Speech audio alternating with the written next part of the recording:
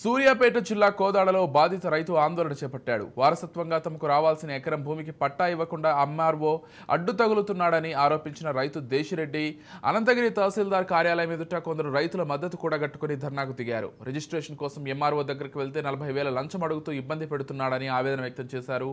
ఇదే అంశంపై ఆర్డీఓకు ఫిర్యాదు చేస్తే తమపై ఎంఆర్ఓ బెదిరింపులకు పాల్పడ్డాడని మండిపడ్డ బాధితుడు తమకు న్యాయం జరిగేంత వరకు ఆందోళన విరమించబోమని తెలిపాడు.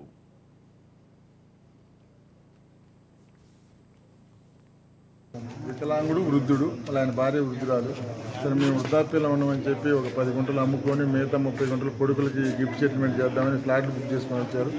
3 రోజుల నుంచి ఎంఆర్ఓ గారు వాళ్ళని సతాయించుకుంటూ ఆర్ఐ రిపోర్ట్ అని నోటరీలని ఇవన్నీ ఎందుకంటే ఇవన్నీ తిప్పుతారంటే ఏదో నుండి సెటిల్మెంట్ చేసుకోండి సాయంత్రం రాండి అని మాట్లాడుతుంటే మా వల్ల కాదని డబ్బులు ఇవ్వడం అంటే మీరు ఏది మీ దిక్కున్న కాడ చెప్పుకోకుండా అన్నారు. మేము ఆర్డీఓ గారి దగ్గరికి పోయి ఫిర్యాదు చేస్తే మా గ్రామ రైతుల సమస్య ఉందని వాళ్ళని తీసుకుని ఆర్డీఓ గారికి ఫిర్యాదు చేస్తే ఆర్డీఓ స్వయంగా ఎంఆర్ఓతో మాట్లాడినా నిర్లక్ష్యంగా మాట్లాడి వాళ్ళని కలెక్టర్ గారికి పొమ్మని చెప్పి అదే ఆర్డీఓ గారి ఫోను మాకు ఇచ్చి మీరు ఆర్డీఓ గారి దగ్గర కాదు కలెక్టర్ కాడికి పోండి, ముఖ్యమంత్రి కాడికి పోండి, నేను చెప్పింది వాళ్ళు చేస్తారు, వాళ్ళు చెప్పింది నేను చేస్తా, మీ అంతకు తప్పితే మీరు ఎక్కడికి పోయినా ఏం చేయలేరని చెప్పి నిర్లక్ష్యం సమాధానం చెప్పి మా ఫైల్స్ అన్ని బయట ఇచ్చేయడం జరిగింది. స్లాట్ బుక్ చేసే విధానం ఆయనకి తెలుసా తెలవక మాట్లాడుతున్నా.